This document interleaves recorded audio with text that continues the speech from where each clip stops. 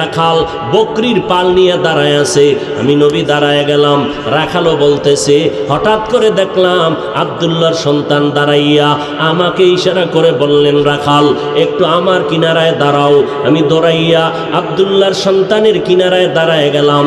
আল্লাহর নবী ডাক দিয়ে কয়, ও রাখাল ভাই, আমাদের পেটে ক্ষুধা লাগছে, একটা বকরি দাও, ওখান থেকে একটু দুধ দহন করে দাও, আমরা দুধ পান করব। আমি রাখাল বললাম, এই বকরির পালের মালিক আমি না, এগুলো আমি মাত্র আমানতের সাথে রক্ষা করি রাখাল, আমার কোনো অনুমতি নাই, আমি অনুমতি ছাড়া মালিকের দুধ দিতে পারবো না। এবার আল্লাহর নবী রহমাতুল্লিল আলামিন কেমন সুন্দর আদর্শ কায়েম করে বললেন, রাখাল এমন একটা বকরি আমার সামনে এনে দাও, যেই বকরিটা দুধ দিবে দূরের কথা, দুধ দেওয়ার মতো কোনো কাইফিয়তি নাই, দুধ দেওয়ার কোনো সিস্টেমই নাই, এমন একটা বকরি এনে দাও। রাখাল বলে, মুহাম্মদের কথায় আমি দৌড়াই একটা বকরি এনে দিলাম, যেই বকরি মরণের আগ পর্যন্ত এক ফোঁটা দুধ কোনো দিন দিবে না। বকরিটা যখন মুহাম্মদের পাশে দাঁড়ানো, মুহাম্মদ বকরির গায়ে হাত লাগাইয়া ঠোঁট মোবারক নাড়ায় যেন কি পড়ল, হঠাৎ করে তাকাইয়া দেখি যেই বকরি মরার আগে দুধ দিতে পারে না, ওই বকরির ওলানটা দুধের দ্বারা ভরপুর হয়ে গেল। আল্লাহর নবীর দিকে তাকাইয়া দেখতেছি, নবী নিজ হাতে ওলান থেকে দুধ দহন করলেন, এরপরে পেট ভরে দুধ পান করলেন, আবু বকরকেও পান করালেন, এরপরে আমাকেও পান করালেন। রাখাল বলে, এরপরে আমি দেখলাম আবার বকরির গায়ে হাতটা লাগাইয়া ঠোঁট নাড়াইয়া কি যেন বললেন, নজর করে দেখলাম বকরিটা আগের মতো হয়ে গেল।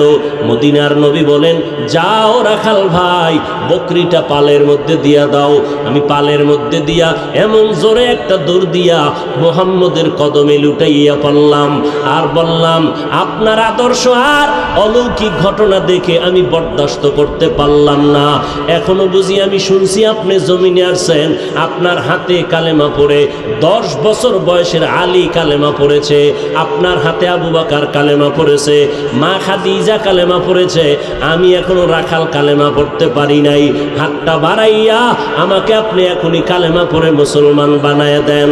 নবী বলেন, এই রাখালকে চিনুনি? এই রাখাল আমার কলিজার টুকরা আব্দুল্লাহ ইবনে মাসউদ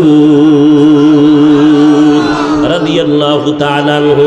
মুফাসসিরিন কেরাম, মুহাদ্দিসিন কেরাম বলেন, আব্দুল্লাহ ইবনে মাসউদ এমন দামি একজন সাহাবী, আব্দুল্লাহ ইবনে মাসউদের চেহারার দিকে হঠাৎ করে যদি কেউ নজর করত, মনে হয় যেন মদিনাওয়ালা নবীর চেহারার মতো দেখা যায়। নবীর আদর্শ দিয়া অল্প টাইমে মক্কার মানুষগুলোকে তৈরি করে ফেললেন, কলবের পরিবর্তন হয়ে গেল। যারা নামাজ চিনে না, নামাজের আদর্শ ধরল, পাগলের মতো হয়ে গেল। নবী বলেন, আমার হাতে কালেমা পড়ে মুসলমান হতে লাগলো মক্কার মানুষ। আমি মুহাম্মদ এমন আদর্শ কায়েম করলাম, মক্কার মানুষের মধ্যে দেখলাম এরা বড় ছোট সম্মান করে না, নারীদেরকে তুচ্ছ মনে করে তাড়ায় দেয়, বিধবা নারীদের মানে না, কন্যা সন্তান হইলে লজ্জায় মুখ দেখায় না, কন্যা সন্তান যদি হয় বাবায় সুযোগ পাইলে জ্যান্তভাবে মাটির মধ্যে দাফন করে দেয়। আমি মুহাম্মদ আইসা আমার আদর্শ, আল্লাহর হুকুমে আমি আদর্শ বাস্তবায়ন করলাম। নারীদেরকে আর অবহেলার নজরে দেখা যাবে না। আমি মুহাম্মদের বয়স যখন 25 বছর হয়, আমি বিধবা নারী খাদিজা রাদিয়াল্লাহু আনহাকে 40 বছরের বয়সের নারী, 2 জন স্বামী বিদায়ের পরে আমি তৃতীয় স্বামী হিসাবে খাদিজাকে গ্রহণ করে নিলাম। ও দুনিয়ার মানুষ, এই খাদিজার গর্ভ থেকে সব সন্তান আমার আসছে, খাদিজার গর্ভ থেকে মাত্র একটা ছেলে আমার স্ত্রী মারিয়া কিপ্তিয়ার গর্ভ থেকে হইয়া আমার সব ছেলেগুলো অল্প বয়সে দুনিয়ার থেকে চলে গেল। আমার ছেলে সন্তান 3টা আর মেয়ে হইল 4টা, 4টা কন্যা সন্তান, 3টা ছেলে সন্তান খাদিজার গর্ভ থেকে আসছে। এরে নবীর উম্মতের দল, খাদিজার গর্ভ থেকে আমার ছেলে যত আসছিল, একটা ছেলেও দুনিয়াতে বেঁচে ছিল না। দ্বিতীয় আমার কন্যা সন্তান ছিল 4টা। আমার প্রথম সন্তান কন্যা জায়নাব, দ্বিতীয় সন্তান উম্মে কুলসুম, এরপরে রুকাইয়া, এরপরে আমার কনিষ্ঠ কন্যা সন্তান আমার কলিজার টুকরা ফাতেমা রাদিয়াল্লাহু আনহা। এই 4টা সন্তান, ছেলে 3টা আমার খাদিজার থেকে আসলো।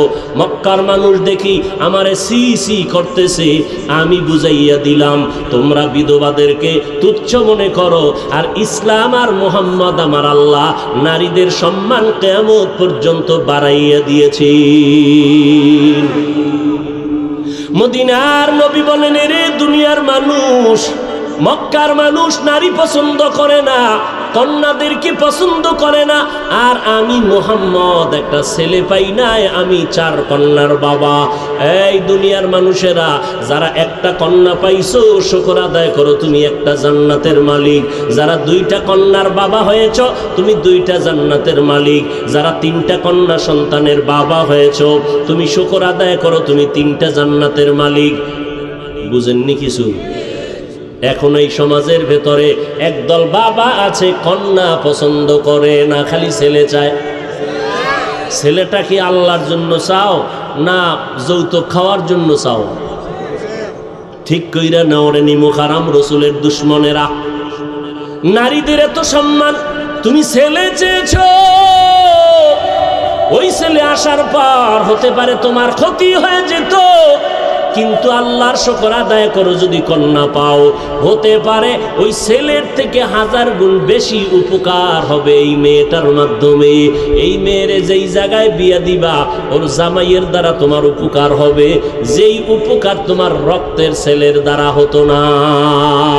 যখন নবী বড় হতে শুরু হলেন, অলৌকিক কিছু কিছু ঘটনা প্রকাশ পেতে লাগলো। মানুষ তাকায় দেখে, এই লোকটাকে রাস্তা দিয়ে হাঁটলে মেঘ ছায়া দেয়,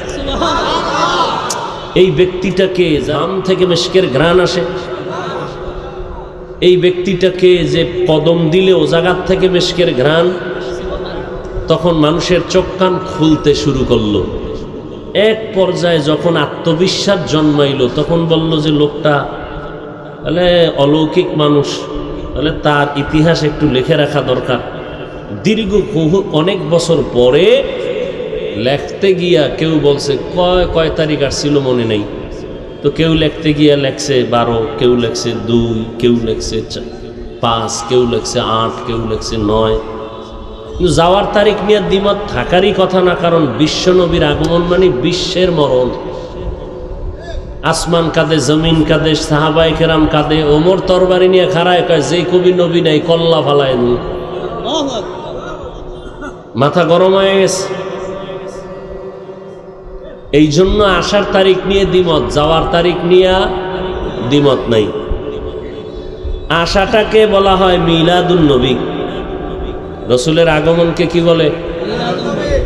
বিদায়টাকে বলে ওয়াফাতুন নবী, মধ্যখানের সময়টাকে বলে সিরাতুন নবী।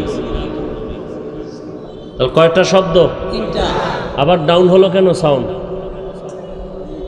কয়টা শব্দ? আশাটাকে কি বলে? বিদায়কে ওয়াফাতুন নবী, মধ্যখানের সময় 3 শব্দ আমার রসুলের শানের শব্দ। 3টা শব্দ আমার রসুলের শানের, কোনো পীরের না। এই শব্দ পীরের নামে আছে? কোনো অলির নামে আছে? 3টা শব্দ আমার রসুলের শানের শব্দ। এই 3 শব্দের মধ্যে পাওয়ারওয়ালা শব্দ মাঝখানেরটা কোনটা? সিরাতুন নবী পাওয়ারফুল শব্দ। কেমন পাওয়ার খেয়াল করেন। মিলাদুন নবী যদি কেউ অস্বীকার করে তার ঈমান দুর্বল, খুব খেয়াল করেন। ওয়াফাতুন নবী যদি কেউ অস্বীকার করে তার ঈমান দুর্বল। সিরাতুন নবীকে অস্বীকার করলে তার ঈমানই নাই। কথা বুঝাইছে? নাম্বার 2, সিরাতুন নবী যে পাওয়ার বেশি, এর এক জবাব দিলাম। দ্বিতীয় জবাব, সিরাতুন নবী এমন একটা পাওয়ারওয়ালা শব্দ, যেই শব্দ বললে মিলাদুন নবী আর বলার প্রয়োজন হয় না। কারণ মিলাদুন নবী সিরাতুন নবীর মধ্যে আছে। ওয়াফাতুন নবী ও সিরাতুন নবীর মধ্যে আছে, নতুন করে বলতে হয় না মিলাদুন নবী এই ওয়াফাতুন নবী সিরাতুন নবী মানি। এবার অর্থ শুনেন। মিলাদ শব্দের অর্থ জন্ম মোবারক, আন-নবী শব্দের অর্থ আমাদের সুপরিচিত নবী, পৃথিবীতে সুপরিচিত নবী স্রেফ একজন, আর কোন নবী সুপরিচিত না। বলে কেমন সুপরিচিত? পিপিলিকার কাছেও পরিচিত। গর্তের সাপ আমার রসুলকে চিনে, নদীর মাছ আমার রসুলকে চিনে, উড়ন্ত পাখি আমার রসুলকে চিনে, গর্তের পিপিলিকা আমার রসুলকে চিনে। আমার রসুলের জন্য সমস্ত প্রাণীরা পাগল, নিষ্প্রাণ কাঠ পাগল, গাছ পাগল। নবী বলেন আমি যখন রাস্তা দিয়ে হাঁটি দুপার্শ্বের গাছ নত হয়ে আমাকে সালাম দেয়। তাহলে আমার রসুলের মতো পরিচিত আর কোনো নবী আছে? তাহলে মিলাদ শব্দের অর্থ জন্ম মোবারক, আন-নবী অর্থ আমাদের সুপরিচিত নবী।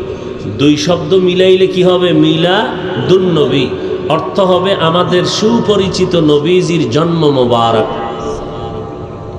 ওয়াফাতুন নবী অর্থ আমাদের সুপরিচিত নবীজির ইন্তেকাল, মরণ, মৃত্যু। কথা বুঝেন?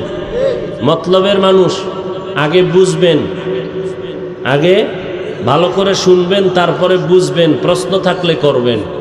শুনবেনও না, বুঝবেনও না, ফট কইরা কিছু মন্তব্য করবেন, এটা চরম ভুল। কারণ এটি ঈমান আসা আর যাওয়ার বিষয়। খুব খেয়াল করেন। ওয়াফাতুন নবী অর্থ আমাদের সুপরিচিত নবীজির মৃত্যু, মরণ, ইন্তেকাল। আর সিরাতুন নবী শব্দের অর্থ হলো আমাদের সুপরিচিত নবীজির জীবন আদর্শ। রসুলের জীবন আদর্শ 63 বছর। রসুলের এই 63 বছর জীবন আদর্শের মধ্যে মিলাদুন নবীও আছে, ওয়াফাতুন নবীও আছে। কথা বুঝেন? আমার রসুল দুনিয়াতে আসছেন, আমরা মিলাদুন নবীও মানি, সিরাতুন নবীও মানি, ওয়াফাতুন নবীও মানি। কথা বুঝেন? সমাজের ভেতরে বিশাল একটা দল আছে, এরা ওয়াফাতুন নবী মানে না, রসুল মরে গেছেন এটা মানে না। কি বলে? কয় রসুল সব সময়ের জন্য জিন্দা, রসুল কখনো মরে নাই। তাকে জিজ্ঞেস করেন আমার রসুলের 12ই রবিউল আউয়াল যে ইন্তেকাল হলো, জানাজা হয়েছিল নি? আপনাদের জানা থাকলে বলেন তো রসুলের জানাজা হয়েছিল কিনা? হ্যাঁ, সোমবার দিন চাষতের টাইমে রসুলের ইন্তেকাল। জোহরের আগে একটা নামাজ আছে চাষ, এই সময় রসুলের ইন্তেকাল। পরের দিন মঙ্গলবার সকাল টাইমে রসুলের গোসল, পরের দিন রাত্রে তাহাজ্জুদের টাইমে রসুলের দাফন।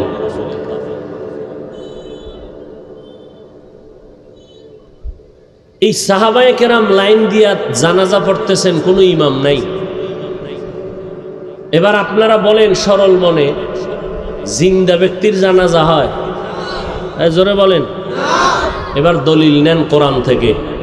আল্লাহ বলেন ইন্নাকা মাইয়িতুন ওয়া ইন্নাহুম মাইয়িতুন। হে রাসূল, ইন্নাকা নিশ্চয়ই আপনি, মাইয়িতুন, মাইয়িত বুঝেন? মাইয়িত মানে কি? জিন্দা। আপনারা যখন জানাজায় দাঁড়ান সামনে কি থাকে? মাইয়িত। মাইয়িত মানে জিন্দা।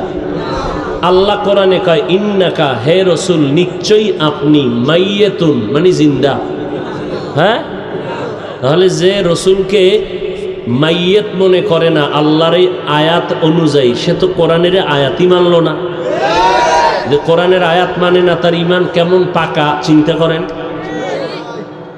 আমাদের আহলে সুন্নাত ওয়াল জামাতের আকীদা, রসুল মরণ হয়েছে, কিছু সময়ের জন্য রসুলের দেহ মোবারক থেকে রূহকে আলাদা করা হয়েছে। এরপরে রসুল কবরে গেলেন। রওজা আতহারের মধ্যে যাওয়ার পরে আল্লাহ পাক রসুলকে আবার জিন্দা করে দিলেন। কিয়ামত পর্যন্ত আমার নবী জিন্দা অবস্থায় নামাজের হালাতে আল্লাহর মারেফতের মজা নিবেন রওজা মোবারকের মধ্যে। قال النبي صلى الله عليه وآله وسلم الأنبياء أحياء في قبورهم يصلون الأنبياء أحياء সমস্ত নবীরা জিন্দা ফি কুবুরিহিম কবরের মধ্যে নাও করে কোথায় ফি কুবুরিহিম কবরের ভেতরে ইউসাল্লুনা তারা নামাজ আদায় করেন। এখন একদল কয় নবীরে জিন্দা মানি না, ফেতনার কোন দিকে যাবেন? একদল কয় মরণ মানি না, আর একদল কয় জিন্দা মানি না। এত ফেতনা হইলে জবাব দিব কখন? ঘরে ঘরে ফেতনা। একদল বলে রসুলের মরণ মানি না, আর একদল বলে রসুল জিন্দা মানি না। আল্লাহ কয় জিন্দা তো জিন্দাই, আমি এদেরকে খানা দেই। আল্লাহ বলেন আমি এদেরকে কবরের মধ্যে খানা দেই। কোরআনের আয়াত, বাল আহিয়াউন, এরা জিন্দা, আমি আল্লাহ এদেরকে ইউরজাকুন, রিজিক দান করি কবরের ভেতরে। যারা জিন্দা মানে না এরা আমগো কয় রসুল যদি কবরে জিন্দা হয় খায়নি, খায় কি খায়? রুটি না ভাত? যদি রুটি ভাত খায় প্লেট পায় কই, গেলাস পায় কই? এমন তার সেরা কেমন ফিডা দরকার। এরা আবার দাবি করে আমরা হাদিস মানি, আমরা রসুলের আশেক। যারা রসুলকে জিন্দা মানে না এরা ভণ্ড, যারা রসুলের মরণ হয়েছে মানে না তারাও ভণ্ড। কোনো সন্দেহ? আহলে সুন্নাত ওয়াল জামাতের আকীদা রসুলের 63 বছরের পরে মরণ হয়েছে, কবরে যাওয়ার পরে আল্লাহ জিন্দা করেছেন, কিয়ামত পর্যন্ত সমস্ত নবীরা কবরে জিন্দা। কি একমত সবাই? আল্লাহ বুঝার তৌফিক দান করেন। আল্লাহর নবী কবরের মধ্যে আছেন রওজা মোবারকে, কিয়ামত পর্যন্ত জিন্দা থাকবেন। দেহের সাথে রূহ আছে, যদি দেহের থেকে রূহ আলাদা হয় তাহলে এটা কি জিন্দা? কি আপনার যখন দেহ থেকে রূহ চলে যাবে তখন জিন্দা নি? এখন কেউ যদি বলেন জিন্দা নবীর আগমন, শুভেচ্ছা স্বাগতম, আগমনটা করলো কই? মতলবে? তাহলে কই করলো? প্রত্যেক রবিউল আউয়ালে রসুলের আগমন হয়, কি স্লোগান দেন? আল্লাহ বুঝার তৌফিক দান করুন। হায় হায়। এরপরে আবার শব্দ লাগাইছে ঈদ, ঈদে মিলাদুন নবী। পৃথিবীর কোন কিতাব, হাদিসের ব্যাখ্যা, কোরআনের তাফসীর, পৃথিবীর কোন কিতাবে, আমাদের আহলে হকের বন্ডদের না, আহলে হকদের কোন কিতাব, হাদিসের ব্যাখ্যা কিতাব, কোরআনের কোন তাফসীরের মধ্যে ঈদে মিলাদুন নবী শব্দটা নাই। দেখাইতে পারলে কেউরে লাগবে না, আমি একাই যথেষ্ট এই বাংলাদেশের সাইজ করার জন্য। আমারে লাইন করো, যদি দেখাও আমি মিলাদুন নবীর ঈদ করব। মিলাদুন নবী মানি, যে মানবে না তার ঈমান দুর্বল। তবে মানার ব্যবধান কি? মিলাদুন নবী মানা এটা নফল, এটা কি নফলের পর্যায়ে, আর সিরাতুন নবী মানা ফরজ। কেমনে শুনেন তার দলিল। সাহাবায়ে কেরামের বড় এক অংশ আম্মা জান আয়েশা রাদিয়াল্লাহু আনহার কাছে গেলেন, গিয়া প্রশ্ন করলেন, রসুলের আদর্শের সবক দেন, বয়ান দেন। আম্মা জান আয়েশা রাদিয়াল্লাহু আনহা পাল্টা প্রশ্ন করলেন, আফা তাকরাউনাল কুরআন, সাহাবায়ে কেরাম আপনারা কোরআন শরীফ কি তেলাওয়াত করেন না? ক্বালু বালা, বলে হ্যাঁ করি। আম্মা জান আয়েশা বললেন, কানা খুলুকুহুল কুরআন, কোরআন শরীফটাই হলো নবীর আদর্শ। আদর্শের আরবি হলো সিরাতুন নবী, নবীর সিরাত হলো কোরআন, সিরাতুন নবী হলো কোরআন, সিরাতুন নবী হলো নামাজ, সিরাতুন নবী হলো কোরআনের বর্ণিত পর্দা, সিরাতুন নবী হলো কোরআনের বর্ণিত রোজা। যারা বলে আমরা সিরাতুন নবী মানি না, প্রমাণ তারা কোরআন হাদিস মানে না। রসুলের সিরাত হলো কোরআন। আম্মা জান আয়েশা রাদিয়াল্লাহু আনহা বলেন, সিরাতুন নবী, এরে নবীর আশেক, রবিউল আউয়ালে আমার নবী দুনিয়াতে আসলেন। এখন এই খুশি হইয়া আপনারা মিলাদুন নবীতে কি আমল করবেন? আমার নবীর থেকে কোনো আমল আছে কিনা আমরা যাচাই করে দেখব। যদি দেখি নবীর মধ্যে মিলাদুন নবী উপলক্ষে কোনো আমল নাই, তাহলে আমরা নজর করব সাহাবায়ে কেরামের ভেতরে আছে। নাম যদি করেন তো আমরা চেষ্টা করব করার। যদি দেখি সাহাবায়ে কেরামের মধ্যে নাই, দেখব আমরা আমাদের মুরব্বী তাবেঈন, তাবে তাবেঈন এদের মধ্যে আসেনি, নজর করে দেখলাম না, সাহাবাদের কাছেও যাওয়া লাগবে না, তাবেঈনদের কাছেও যাওয়ার প্রয়োজন নাই। মিলাদুন নবী উপলক্ষে আমার নবীর একটা আমল আছে, আমার নবীর আমল। আমার নবী প্রতি সোমবার দিন রোজা রাখতেন, সপ্তাহের সোমবার। নবীকে সাহাবায়ে কেরাম জিজ্ঞাসা করলেন, ও নবী আপনি সোমবার দিন রোজা রাখেন কেন? নবী বললেন, আমি দুইটা কারণে সোমবার দিন রোজা রাখি। এক নাম্বার কারণ, আমি আল্লাহর পক্ষ থেকে যেদিন দুনিয়াতে আসছি আমার মিলাদ হয়েছিল সোমবার দিন। আমি মুহাম্মদ রোজা রাখার মাধ্যমে আমার মিলাদের শুকর আদায় করি। দুই নাম্বার কারণ, আল্লাহ যেদিন কোরআন নাজিল করিয়া জিবরাইল আমিনকে আমার কাছে পাঠাইলেন সূচনা লগ্নে, ওই দিনটাও ছিল সোমবার। আমি রোজা রাখার মাধ্যমে কোরআন নাজিলের শুকর আদায় করি। আমার নবী মিলাদ উপলক্ষে রোজা রেখেছেন কি বার? আরো জোরে বলেন। সোমবার। বছরে একদিন? বছরে একদিন না প্রতি সোমবার? এরে নবীর উম্মতের দল, মিলাদ সম্পর্কে যদি তুমি কোনো আমল চাও, মদিনাওয়ালা নবীর থেকে একটা আমল আছে, রোজা রাখো সোমবার দিন, নবীর খুশি পালন করো সোমবার দিনের মাধ্যমে। আমার নবী সোমবার দিন রোজা রেখেছেন মিলাদের শুকর আদায়ার্থে। ও উম্মতের দল, তুমিও রোজা রাখতে পারো। অতএব যারা মিলাদ চায়, মিলাদে আনন্দ করবে, প্রমাণ করতে হবে রোজার মাধ্যমে। যারা রোজা রাখবে না তাদের মিলাদ হবে না। নাম্বার দুই, আমার নবীর জন্ম হলো একবার, আমার নবীর জন্ম হলো একদিন সোমবার। আমার নবী কেন প্রতি সোমবার 12 মাস রোজা রাখলেন? গোটা জগতের উম্মতের জানায় দিয়েছেন, ওরে বান্দা, ও দুনিয়ার উম্মতেরা, মিলাদের খুশি আর মুহাম্মদের মোহাব্বত একদিন করলে হবে না। আমি মুহাম্মদ 12 মাস রোজা রেখে প্রমাণ করে গেলাম, আমি মুহাম্মদের মোহাব্বত আর আনন্দ 12 মাস করতে হবে। রবিউল আউয়ালে রবিবার লাভ দিয়া গেলা, কই 11 মাস আর খুঁজিয়াই পাইলাম না, মসজিদেও পাইলাম না, মাদ্রাসায়ও পাইলাম না, ফজরের নামাজটা পড়ছো কিনা জানা নাই। মদিনার নবী রোজা রাখলেন। ও বান্দা, তুমি কেন জেলাফিয়ার মিষ্টি খাইয়া তোমার পেটটা বোঝাই করে ফেললা? ডাক্তার কয় ডায়াবেটিস, এরপরও তুমি কেন মিষ্টি খাও? আবার ফুলের মালা গলায় লাগায়, নিজের গলায় ফুল, আবার ঘোড়ার গলায় ফুল, আবার বড় বড় হুজুরের গলায় ফুল। এরে ভাইজান, ভালো করে বুঝেন, আমাদের সোনার বাংলাদেশে শেখ মুজিবুর রহমানের জন্মবার্ষিকী আওয়ামী লীগওয়ালারা পালন করেনি? বিএমপি ওয়ালারা জিয়াউর রহমান সাহেবের জন্মবার্ষিকী পালন করে। ওই জন্মবার্ষিকী পালন করতে গিয়া কেউ টুঙ্গি ভাড়া দৌড়ায়, দৌড়াইয়া ওই মাজারে গিয়া ফুল দেয়, দোয়া দায়ী করে চলে যায়।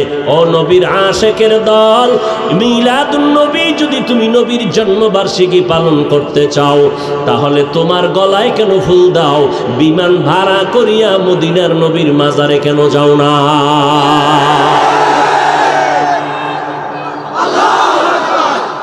মদিনার নবীর মাজারে গিয়া তোমরা কেন ফুল দাও না?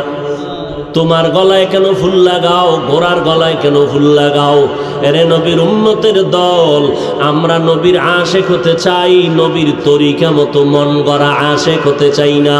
আমার নবী রোজা রাখছেন, নবী সোমবার দিন রোজা রাখছেন, এতটুকুই না, আমার নবী প্রত্যেক সোমবার রোজা রাখছেন, আবার বৃহস্পতিবারও রোজা রেখেছেন। নবীজি, আপনি বৃহস্পতিবার রোজা রাখলেন কেন? নবী বলেন, বৃহস্পতিবার বান্দার আমল আর সে আজিমের মধ্যে চলে যায়। আমি নবী চাই আমার আমলটা যেন রোজা গুনার হালাতে আল্লাহর দরবারে পেশ হয়ে যায়। এরে নবীর উম্মতের দল, আল্লাহর নবী মক্কা নগরীতে আসলেন রবিউল আউয়ালে। কি নিয়ে আসলেন, আবার কি রেখে চলে গেলেন? আল্লাহ কয়, নবী যা নিয়ে আসছেন তা গ্রহণ করো, যা রেখে গেলেন এগুলো গ্রহণ করো, নিষেধ যা করছেন তার থেকে ফিরো। আল্লাহর নবী হাদিসে বলেন, খবরদার কোনো মাসে কোনো দিনকে তোমরা আলাদা ঈদ বানাইবা না। অমুক মাসটা ঈদের মাস এই কথা বলবা না, অমুক দিনটা ঈদের দিন এই কথা বলবা না। মদিনার নবী নিষেধ করলেন, কারণ আল্লাহ তাআলা আল্লাহর নবীর মাধ্যমে সিদ্ধান্ত দিলেন মুসলমানের জন্য বছরে দুইটা ঈদ আল্লাহ দিয়া দিলেন, ঈদুল ফিতর আর ঈদুল আজহা।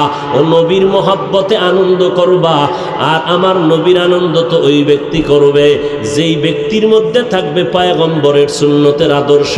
ওই বান্দার আনন্দ হবে মিষ্টি খাওয়া না, ওই বান্দার আনন্দ হবে আমি জান্নাতি মেহমান।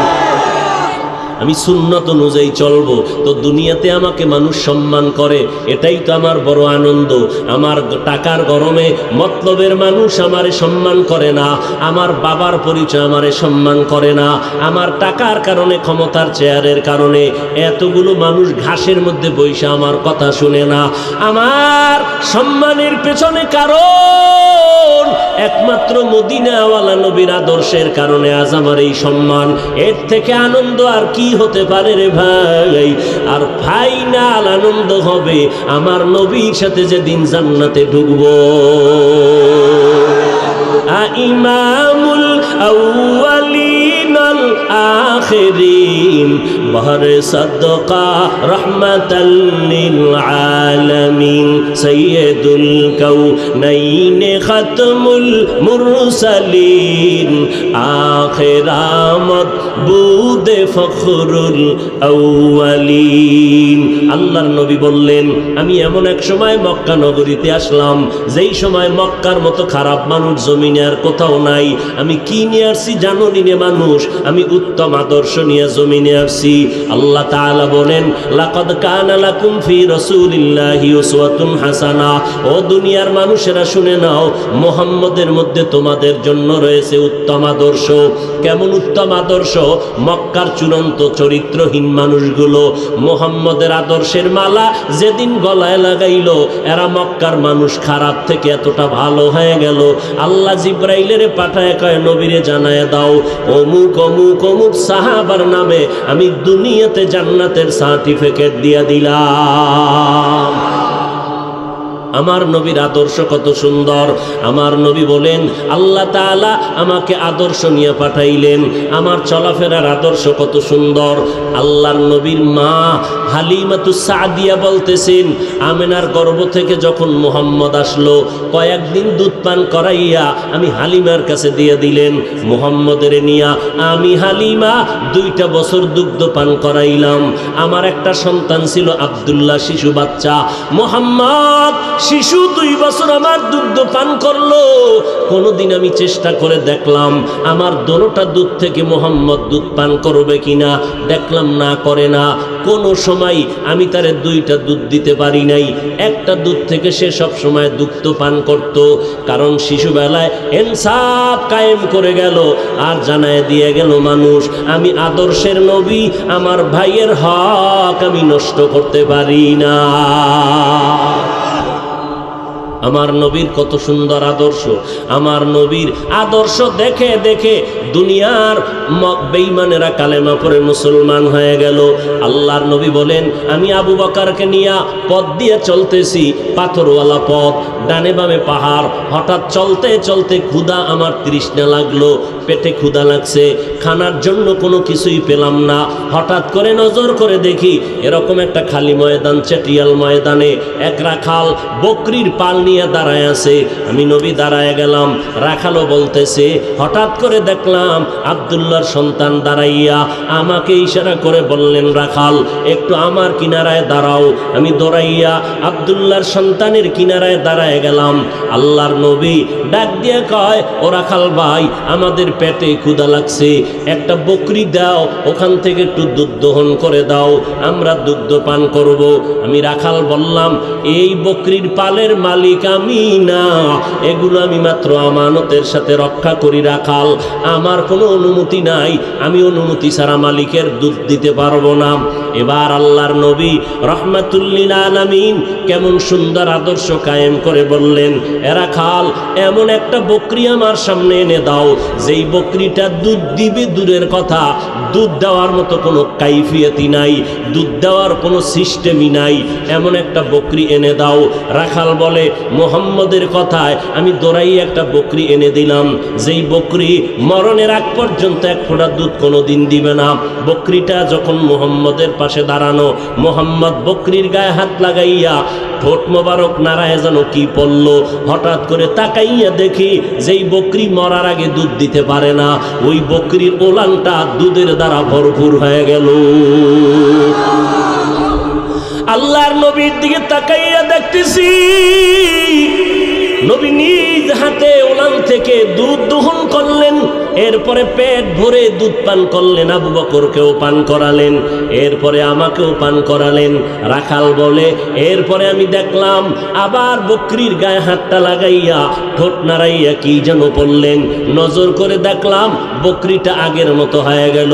মদিনার নবী বলেন, যাও রাখাল ভাই, বকরিটা পালের মধ্যে দিয়া দাও। আমি পালের মধ্যে দিয়া এমন জোরে একটা দৌড় দিয়া মুহাম্মদের কদমে লুটাইয়া পড়লাম, আর বললাম, আপনার আদর্শ আর অলৌকিক ঘটনা দেখে আমি বরদাস্ত করতে পারলাম না। এখনো বুঝি আমি শুনছি আপনি জমিনে আসছেন, আপনার হাতে কালেমা পড়ে 10 বছর বয়সের আলী কালেমা পড়েছে, আপনার হাতে আবু বকর কালেমা পড়েছে, মা খাদিজা কালেমা পড়েছে, আমি এখনো রাখাল কালেমা পড়তে পারি নাই। হাতটা বাড়াইয়া আমাকে আপনি এখনই কালেমা পড়ে মুসলমান বানায় দেন। নবী বলেন, এই রাখালকে চিনুনি? এই রাখাল আমার কলিজার টুকরা আব্দুল্লাহ ইবনে মাসউদ রাদিয়াল্লাহু তাআলা আনহু। মুফাসসিরিনে কেরাম, মুহাদ্দিসিনে কেরাম বলেন, আব্দুল্লাহ ইবনে মাসউদ এমন দামি একজন সাহাবী, আব্দুল্লাহ ইবনে মাসউদের চেহারার দিকে হঠাৎ করে যদি কেউ নজর করত, মনে হয় যেন মদিনাওয়ালা নবীর চেহারার মতো দেখা যায়। নবীর আদর্শ দিয়া অল্প টাইমে মক্কার মানুষগুলোকে তৈরি করে ফেললেন, কলবের পরিবর্তন হয়ে গেল। যারা নামাজ চিনে না, নামাজের আদর্শ দলল, পাগলের মতো হয়ে গেল। নবী বলেন, আমার হাতে কালেমা পড়ে মুসলমানরা মুসলমান হতে লাগলো মক্কার মানুষ। আমি মুহাম্মদ এমন আদর্শ কায়েম করলাম, মক্কার মানুষের মধ্যে দেখলাম এরা বড় ছোট সম্মান করে না, নারীদেরকে তুচ্ছ মনে করে তাড়ায় দেয়, বিধবা নারীদের মানে না, কন্যা সন্তান হইলে লজ্জায় মুখ দেখায় না, কন্যা সন্তান যদি হয় বাবায় সুযোগ পাইলে জ্যান্তভাবে মাটির মধ্যে দাফন করে দেয়।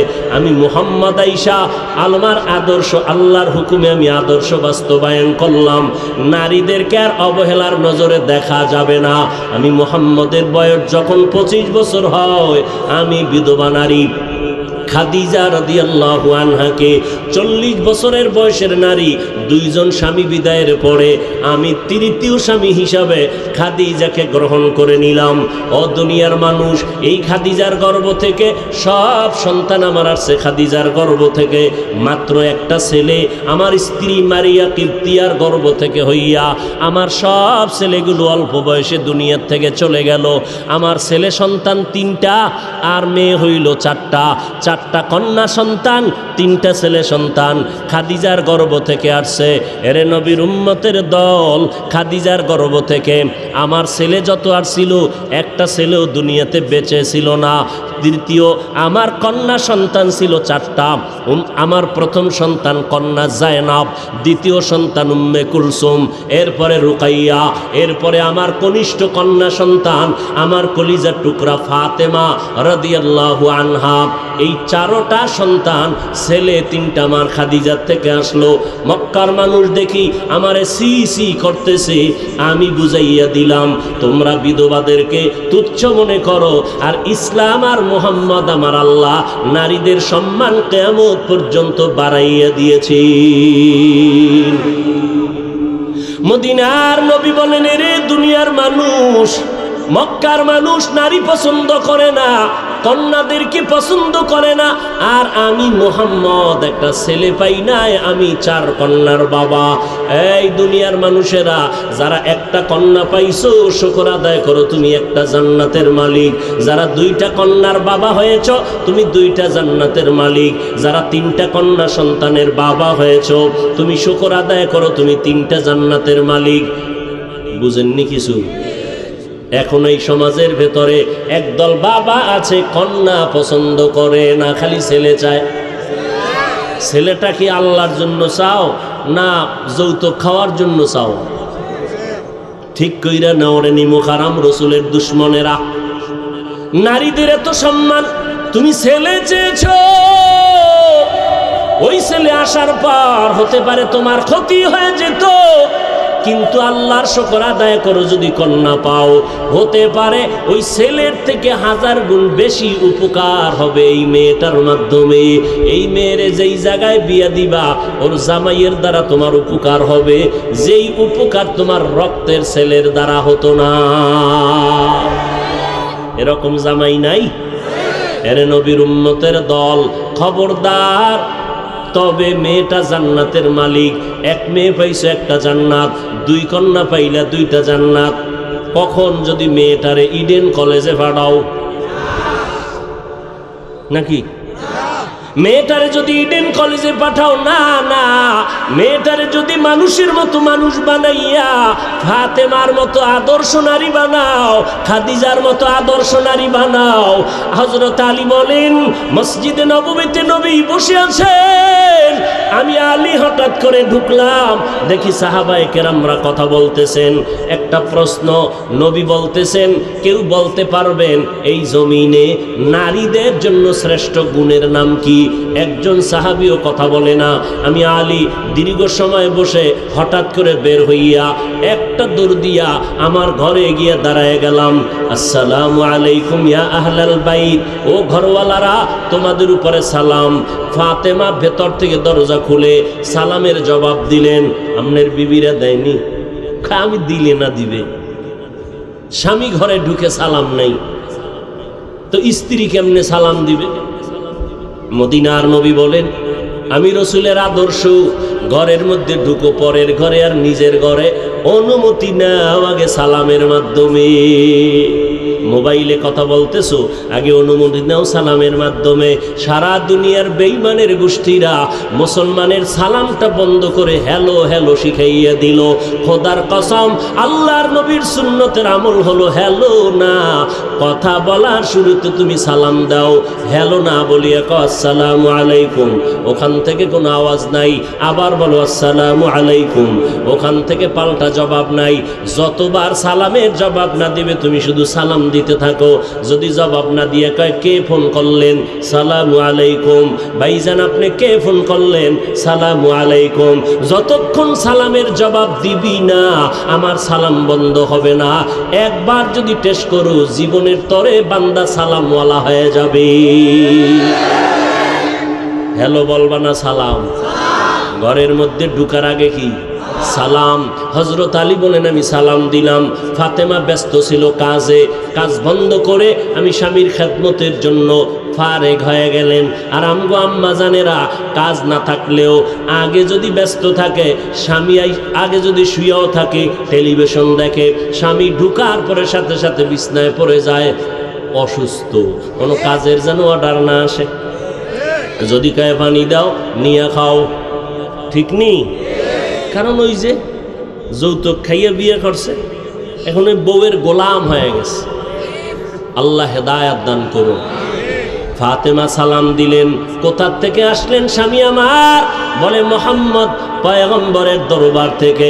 আমার আব্বা জান কেমন আছেন? আলহামদুলিল্লাহ। তবে একটা জটিলতার মধ্যে দেখলাম। কি? প্রশ্ন চলতেছে, নারীদের জন্য জমিনের মধ্যে শ্রেষ্ঠ গুণ কি? কেউ জবাব দেয় না। ফাতেমা তুমি যদি জবাব দাও, আমি মদিনাওয়ালা নবীর কাছে আবার যাব। ফাতেমা কয়, আমার আব্বারে সালাম পৌঁছাইয়া দিয়া বলবেন, নারীদের জন্য জমিনে শ্রেষ্ঠ গুণ হলো বেগানার নজর থেকে নিজেকে বাঁচাইয়া রাখা। বেগানার নজর থেকে নিজের হেফাজতে রাখা, নারীদের পালন করো রে বাবা। নবীর রেখে যাওয়া সুন্নাত কোনো হিন্দুরা পালন করবে না, কোনো খ্রিস্টানেরা পালন করবে না, ইহুদিরা পালন করবে না। নবীর সুন্নতের আদর্শের আমল করবে কারা? জোরে বলেন।